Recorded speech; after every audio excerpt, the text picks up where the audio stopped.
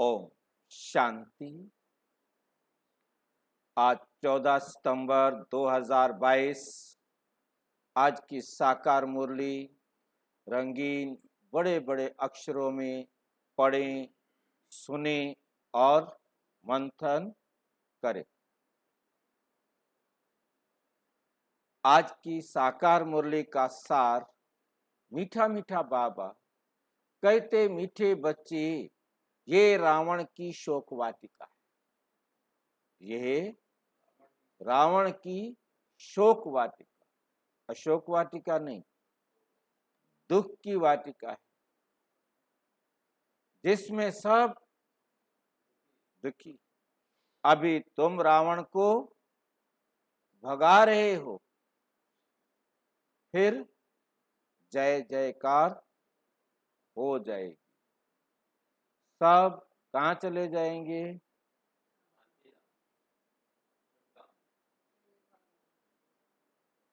अशोक वाटिका।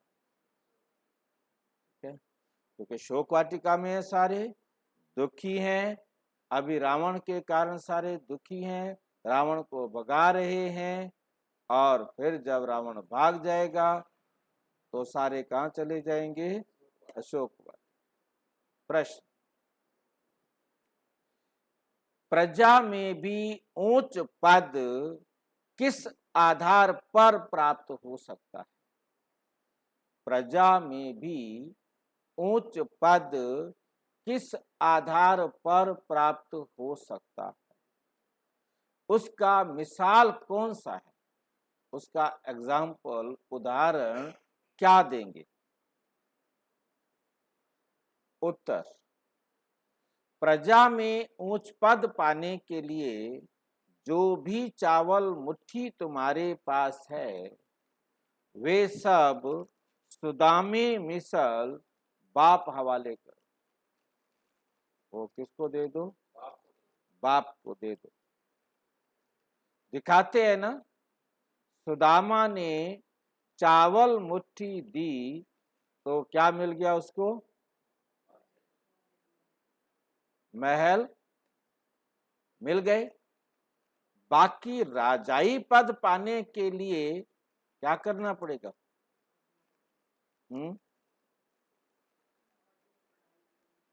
राजाई पद पाने के लिए क्या करना पड़ेगा? अच्छी रीति पढ़ना है, पूरा पूरा पवित्र बनना, पूरा पूरा पवित्र,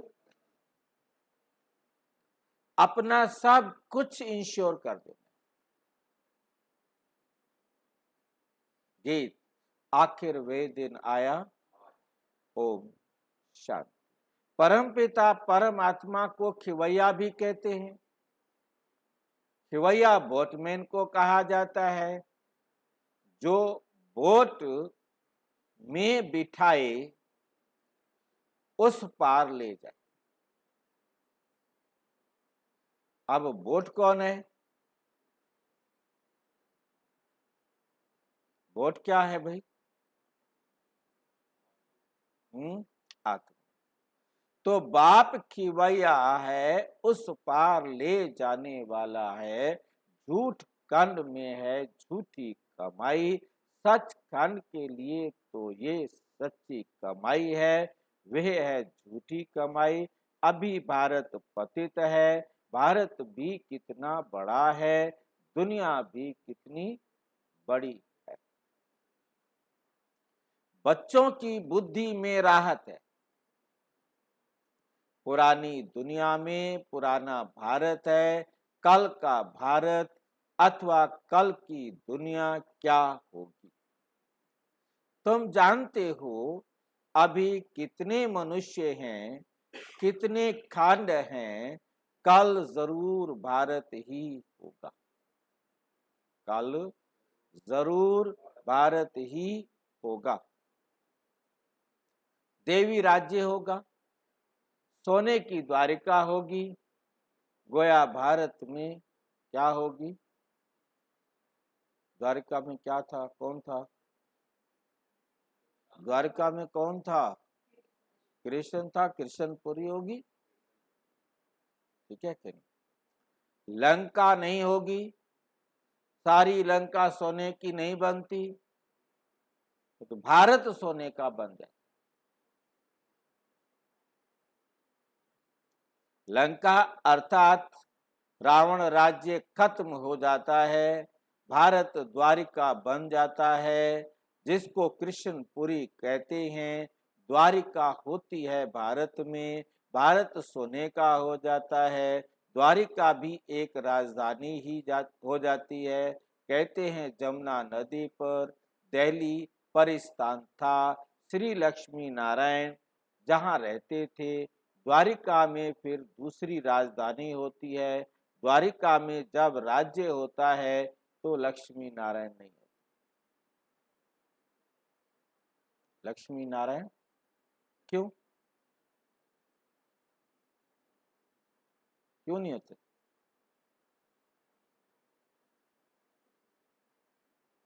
द्वारिका में कौन रहता है? जहाँ कृष्ण होगा वहां नारायण होगा ही नहीं। हाँ जी, रूप तो है, परंतु जब कृष्ण होता है तो लक्ष्मी नारायण नहीं होते, और लक्ष्मी नारायण होते कृष्ण नहीं होते। और जब कृष्ण की द्वारिका डूब जाती है तो 1 साल बाद वो नारायण बन जाते हैं। नहीं, ठीक है ना? जब कृष्ण की द्वारिका डूब जाएगी 1 साल बाद फिर जाके कृष्ण नारायण बनेगा ना? नहीं बनेगा? कोई शक है तो बताओ। हाँ, ठीक है ना? वहां फिर दूसरे का राज्य होता है, कैपिटल जमुना का किनारा है, वहां फिर दूसरी राजाई नहीं रहती, वो खत्म हो जाएगी ना।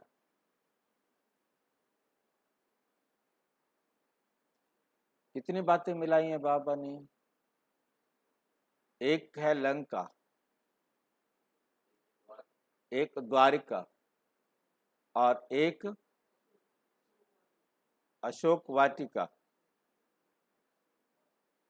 एक है अशोक वाटिका, एक है शोक वाटिका। शोक वाटिका होती है रावण की दुनिया, और अशोक वाटिका होती है नारायण की दुनिया में, राम की दुनिया में। क्योंकि राम की दुनिया विष्णुपुरी, राम की दुनिया सत्युग, राम की दुनिया स्वर्ग। अभी 4-5 दिन पहले भी बाबा ने कहा सब चाहते हैं राम राज्य हो, याद आ रहा है? और राम राज्य का मतलब है शिव बाबा द्वारा स्थापित राज्य, और शिव बाबा का द्वारा जो राज्य स्थापित किया जाता है वो सत्य। परंतु इस बीच में द्वारिका या कृष्णपुरी आ जाती है, द्वारिका या कृष्णपुरी आ जाती है नहीं? और कृष्णपुरी जब होती है तब कृष्ण जो है दिखाते हैं मथुरा से भागकर कहाँ चला गया? द्वारिका। इसलिए कृष्ण को रणछोड़ कहा जाता है। क्या कहा जाता है? रणछोड़। युद्ध से भाग गया था। जरासंध वगैरह इनको मारने के बाद है नी, ये कृष्ण क्या करता है? भाग जाता है। इसलिए कृष्ण का नाम एक रणछोड़ भी रखा है। और उसके बाद ये यहाँ से मथुरा से भागकर द्वारिका में चला जाता, तो वास्तव में और फिर द्वारिका क्या हो जाती है? डूब जाती। कहीं समझ में आ गई होगी।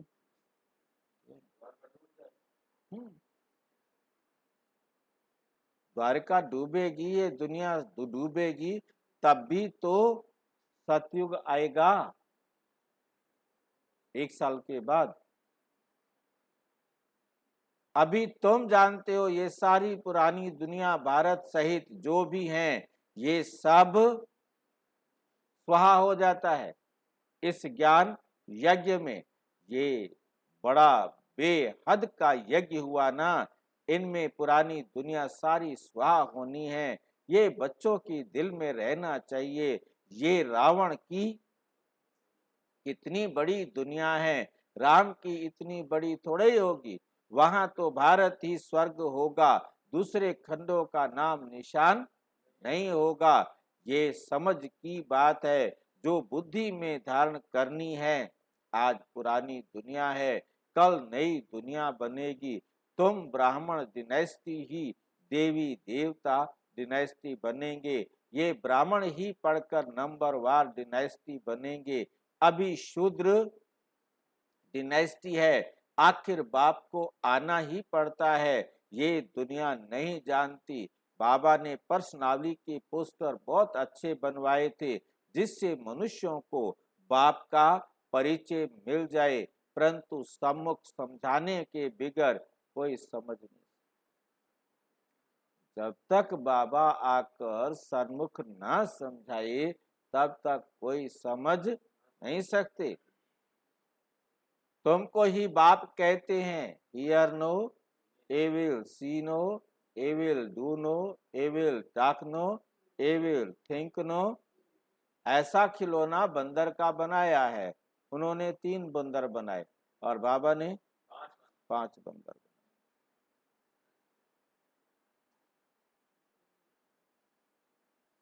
2 बंदर कौन से फालतू बनाए? उन्होंने आंख, मुंह और कान, इन तीनों को रखा था। बुरा देखना नहीं, बुरा बोलना नहीं, बुरा सुनना नहीं। परंतु बाबा ने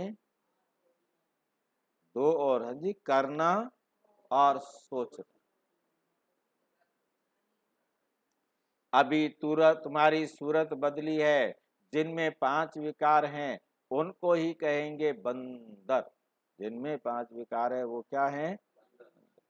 जैसे नारद की सूरत दिखाई है, उसने कहा कि हम लक्ष्मी को वरें, तो कहा कि आईने में अपना मुंह तो देखो। ये तो एक कथा बना दी है, बातें सारी यहाँ की। सारे बंदर, नारद मिसल, विकारी। बाकी नारद का कुछ चेहरा बंदर का चिपका नहीं दिया गया था। आजकल तो मुखौटा लगा देते हैं, तो चेहरा तो वही रहा, परंतु वो क्या था? विकारी। बातें सारी यहाँ की हैं। कोई पूछते हम लक्ष्मी को वर सकते हैं? बाबा कहते पहले बंदरपना तो छोड़ो।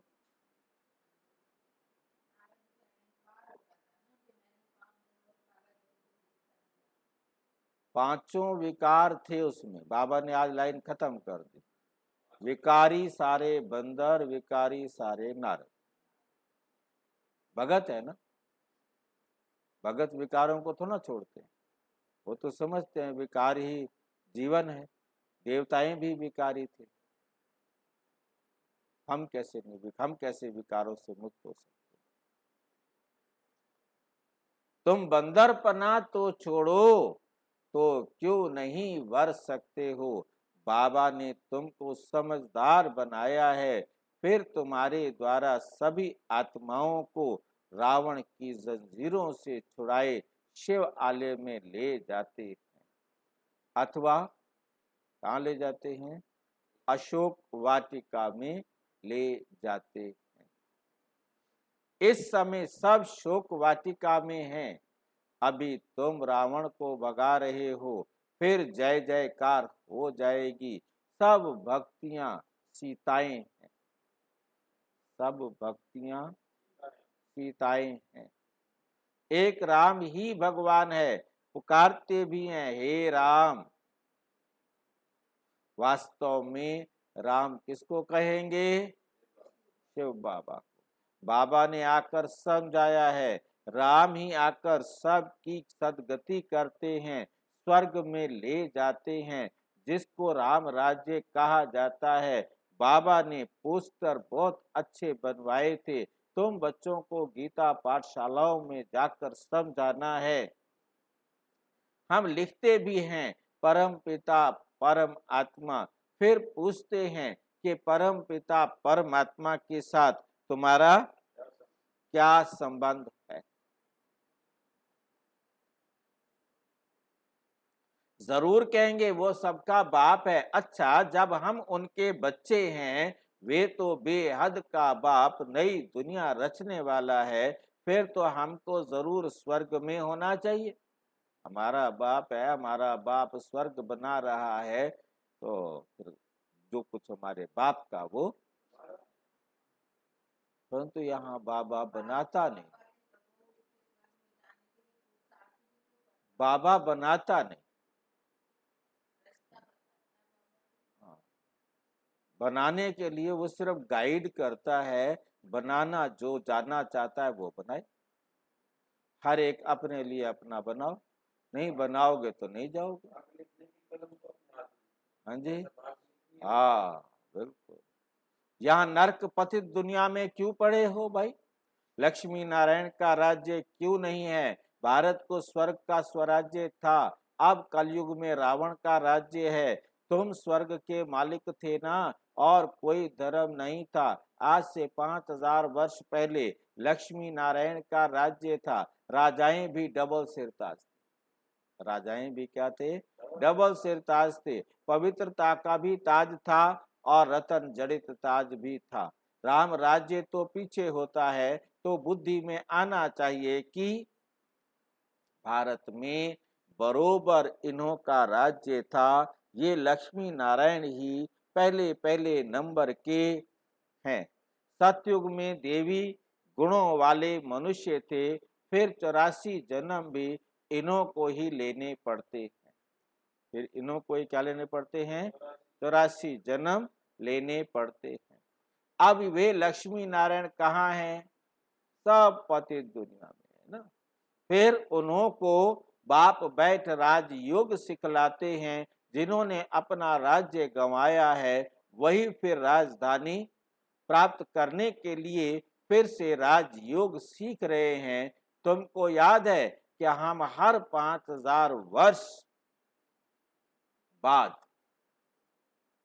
राज्य लेने बाप द्वारा राजयोग सीखते हैं। आधा कल्प सुख का राज्य करते हैं, फिर आधा कल्प रावण राज्य में दुख का राज्य होता है। अभी हम फिर पढ़ रहे हैं, अभी हम फिर पढ़ रहे हैं। हर 5000 वर्ष बाद भगवान बाप आकर पढ़ाते, भगवान बाप आकर पढ़ाते हैं। भगवानोवाच, कौन सा भगवान? वे तो कृष्ण के लिए कह देते हैं। तुम तो कहते हो, क्या कहते हो? एक ही निराकार शिव भगवान है। श्री कृष्ण तो देवता है। फिर पूछा जाता है, प्रजापिता ब्रह्मा से क्या संबंध है? श्री कृष्ण तो हो गया देवता। फिर पूछा जाता है, ये प्रजापिता ब्रह्मा से क्या संबंध है भाई तुम्हारा? वे तो पिता ठहरा ना, ब्रह्मा पिता ठहरा ना। एक दादा एक बाबा। इस समय तुमको दो बाप है, इस समय तुमको दो बाप। और फिर तीसरा है लौकिक शरीर देने वाला बाप। ये दो हैं, प्रजापिता ब्रह्मा और शिव बाबा, और एक है घर में लौकिक शरीर का बाप। लौकिक बाप से तुम हद का वर्षा लेते हो, और पारलौकिक बाप कहते हैं मेरे से बेहद का वर्षा ले लो। परम पिता परमात्मा आकर पतितों को पावन बनाते हैं और राज्य करने लायक बनाते हैं। तीसरा प्रश्न फिर पूछा जाता है कि गीता का भगवान कौन? वहां 3 बाप कहकर 2 से वर्षा मिलता है, 1 से नहीं मिलता, क्यों? हाँ, शरीर का बाप हद का वर्षा देता है, अलौकिक बाप से नहीं मिलता, क्यों? हाँ, अलौकिक बाप से क्यों नहीं मिलता फिर? इससे सारा कच लूट लेता है वो, इसके पास कुछ छोड़ता है नहीं जो देवे। शिव बाबा सारा कुछ लूट लेता है, इससे कुछ है ही नहीं। फिर इसके द्वारा देता है कि तुम इसके बच्चे हो, मेरे पोते हो, इसलिए दादा लाई में तुम्हारा अधिकार।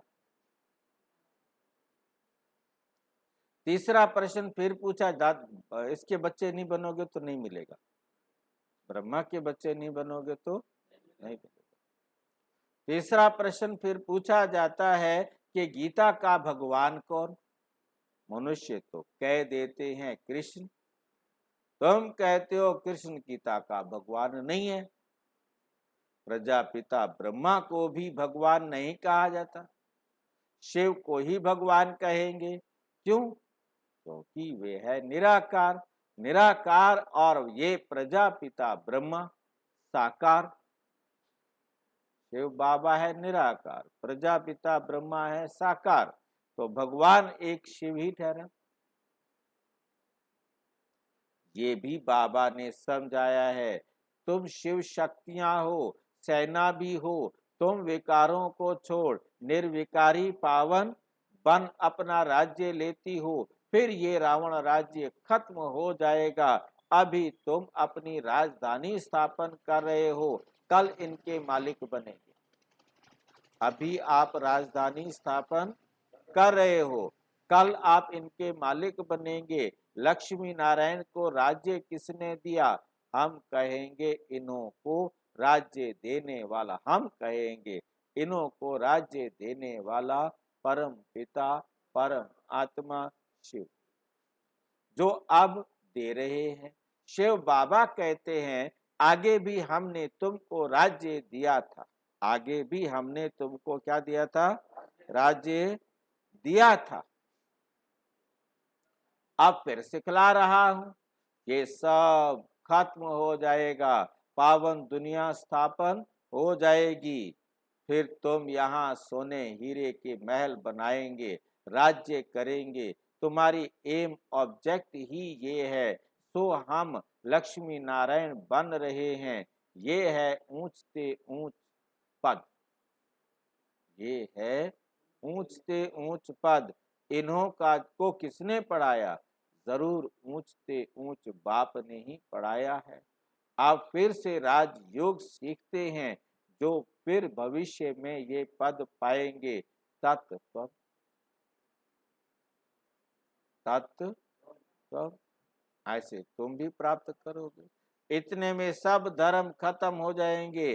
ब्रह्मा द्वारा देवी धर्म की स्थापना, शंकर द्वारा पुरानी दुनिया का विनाश, और फिर फिर विष्णु द्वारा पालना। पहले क्या होगा? स्थापना, फिर विनाश, फिर पालना।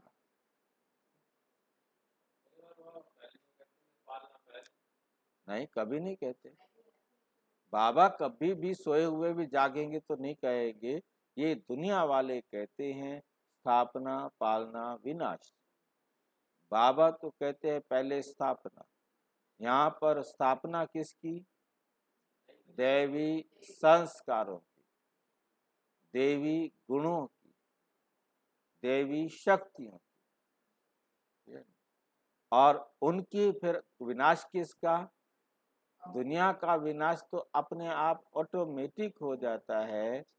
जब हम देवी संस्कार स्थापन करते हैं तो आसुरी संस्कारों, अवगुणों और रावण का विनाश, माया रावण का विनाश।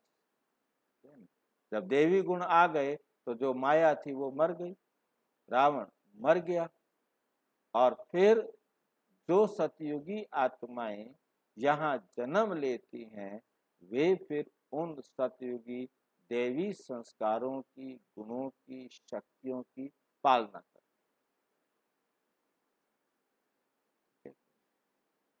क्योंकि आत्मा क्या करेगी? आत्मा का राज्य करने के आधार क्या है? सातों गुण, आठों शक्ति। ये समझने की बातें हैं। तुम्हारी जो जीवन है, इनको अमूल्य कहा जाता है। शिव बाबा द्वारा तुम्हें ये लॉटरी मिलती है। रेस में जो पहला नंबर आता है, उनको बड़ा इनाम मिलता है। तो ये लक्ष्मी नारायण पहले नंबर में है। इन्हों की दौड़ी तुमसे जास्ती है। पहले नंबर में है ब्रह्मा, फिर सरस्वती। इनको योग बल की दौड़ी कहा जाता है। बाबा ने समझाया है, सतयुग में पहले लक्ष्मी फिर नारायण कहेंगे। यहाँ तो सरस्वती ब्रह्मा की, सरस्वती कौन है? ब्रह्मा की बेटी। इसलिए सरस्वती ब्रह्मा नहीं कहेंगे। दुनिया वाले ब्रह्मा सरस्वती को पति पत्नी बना देते, बिठा देते, परंतु बाबा कहते सरस्वती ब्रह्मा नहीं कहेंगे। जैसे लक्ष्मी नारायण कहते हैं, सीताराम कहते हैं, ऐसे सरस्वती ब्रह्मा नहीं कहेंगे। पहले ब्रह्मा, फिर उनकी बेटी सरस्वती। जगत पिता और जगत माता कहेंगे। जगत पिता कहेंगे, जगत माता कहेंगे। ये स्त्री पुरुष तो हो ना सके। स्त्री पुरुष, पति पत्नी तो ये हो ना सके। ये फिर जब सतयुग में जाएंगे, तब नाम बदल जाएगा। जब ये दोनों कहा जाएंगे सतयुग में, तब ब्रह्मा का नाम नारायण हो जाएगा और सरस्वती का नाम लक्ष्मी हो जाएगा। पहले लक्ष्मी फिर नारायण। यहाँ पहले ब्रह्मा फिर सरस्वती। क्यों? क्यों? लक्ष्मी पहले, सीता पहले, परंतु सरस्वती पीछे क्यों?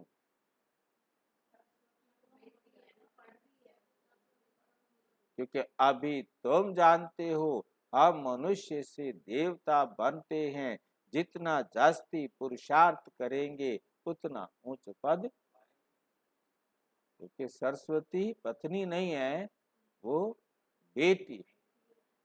पत्नी का नाम पहले लिखा जाता है।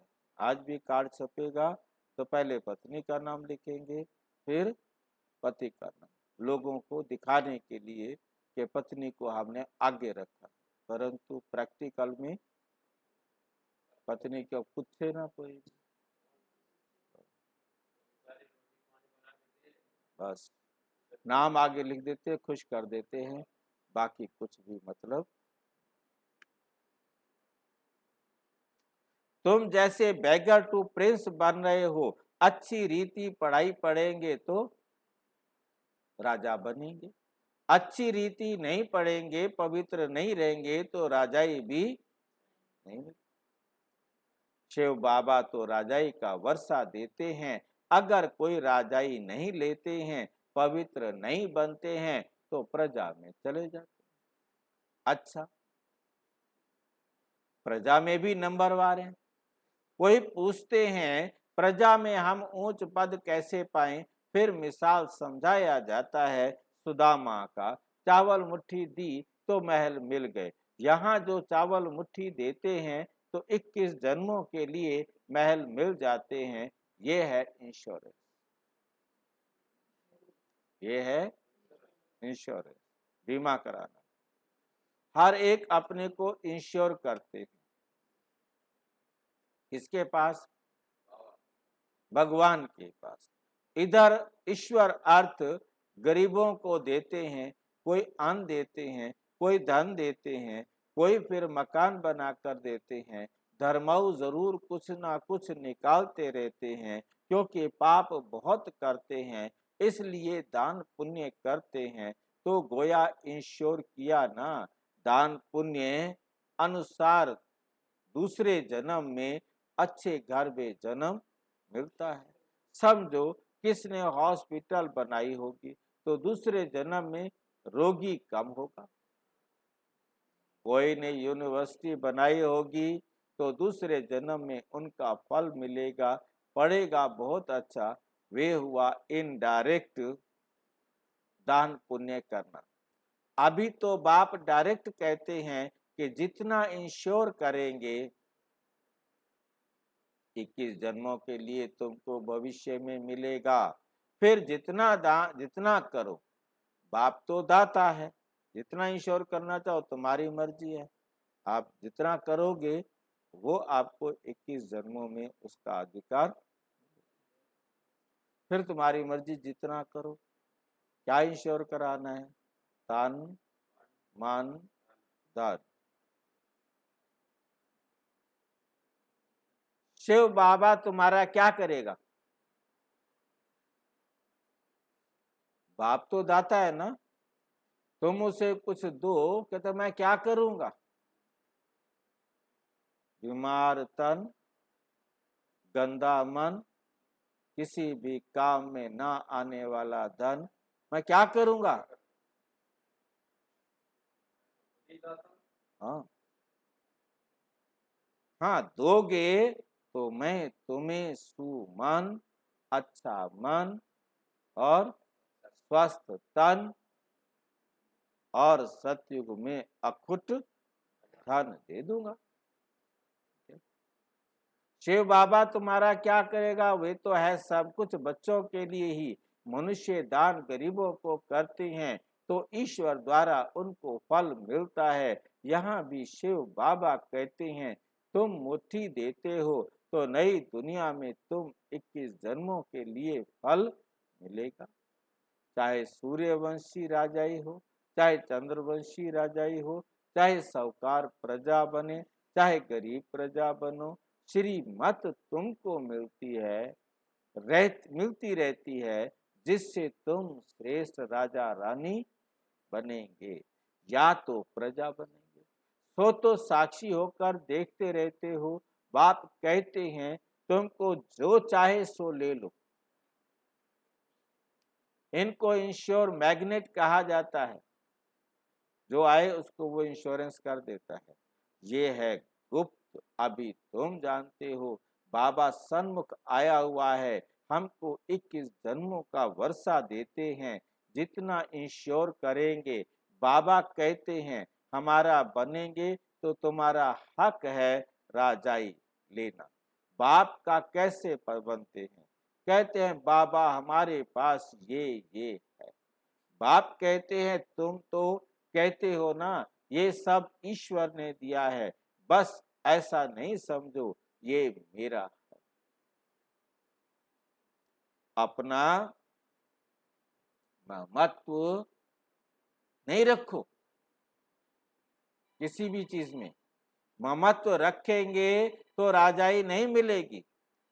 गृहस्थ व्यवहार में रहते श्रीमत पर चलो तो ममत्व नहीं रहेगा।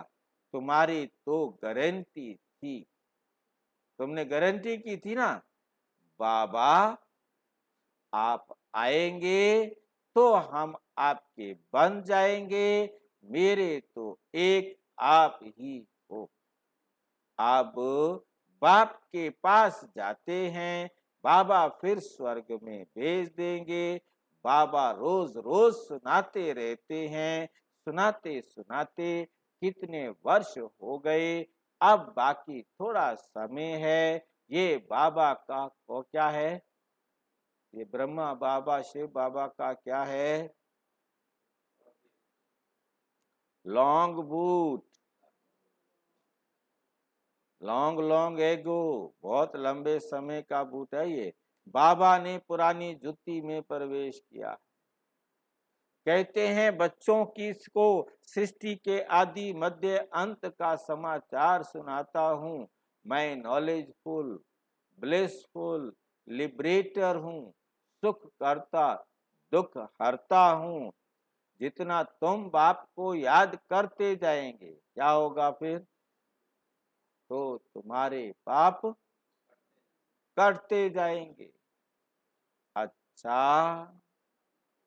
मीठी मीठी सिक्की लदे बच्चों प्रति माता पिता बाप दादा का याद प्यार और गुड मॉर्निंग। रूहानी बाप की रूहानी बच्चों को नमस्ते। हम रूहानी बच्चों की रूहानी बाप दादा को नमस्ते नमस्ते नमस्ते। धारणा के लिए मुख्य सार, राजाई पद पाने के लिए पूरा श्रीमत पर चलना। राजाई पद लेने के लिए पूरा श्रीमत पर चलना है, किसी भी चीज में ममत्व नहीं रखना। मेरा तो एक शिव बाबा, दूसरा ना। यही पाठ पक्का करना है। Hear no evil, see no evil, talk no evil, do no evil, think no evil. बाप के इस डायरेक्शन पर चल मंदिर लाइक बनना है। आज का वरदान, कंट्रोलिंग पावर द्वारा स्वयं को कंट्रोल कर फुल स्टॉप लगाने वाले सदा समर्थ आत्मा भाव। कंट्रोलिंग पावर द्वारा स्वयं को कंट्रोल करो, फुल स्टॉप लगाओ। किसको फुल स्टॉप लगाना है? हर बीती को बिंदी लगा। जो बीत गया उसको बिंदी लगाने वाला बनना है। बिंदु स्वरूप बाप और बिंदु स्वरूप आत्मा दोनों की स्मृति फुल स्टॉप अर्थात बिंदु। एक बिंदु स्वरूप बाप, बाप भी बिंदु, आत्मा भी बिंदु, और दोनों की स्मृति फुल स्टॉप। दोनों की स्मृति, आत्मा और परमात्मा की स्मृति क्या है? बिंदु। लगाने में समर्थ बना देती। दोनों की याद क्या करती है हमें? किसके लिए समर्थ बनाती है? बीती को बिंदी लगाने में समर्थ बना देती है। समर्थ आत्मा के पास स्व के ऊपर कंट्रोल करने की कंट्रोलिंग पावर होती है। वे दूसरों को कंट्रोल नहीं करते, लेकिन स्वयं पर कंट्रोल रख परिवर्तन शक्ति को कार्य में लगाते। उनमें रॉन्ग को राइट करने की शक्ति होती है। वे कभी ऐसे नहीं कहते कि क्या मुझे ही मरना है, मुझे ही सहन करना है। समर्थ आत्मा यही समझती है कि ये मरना नहीं, लेकिन स्वर्ग में स्वराज्य लेना है। स्लोगन, बाप को प्रत्यक्ष करने के निमित्त वही बन सकते जिनके हर संकल्प में दृढ़ता की विशेषता है। जिसके हर संकल्प में क्या है? दृढ़ता की विशेषता है। और विस्तार से जानने के लिए विश्व में 140 देशों में प्रजापिता ब्रह्मा कुमारी ईश्वरीय विश्वविद्यालय के किसी भी सेवा केंद्र पर संपर्क करें, या कोई प्रश्न है तो 9213106986 पर केवल टेलीग्राम करें। 9650692270 पर केवल व्हाट्सएप करें, फोन में। ओम शांति।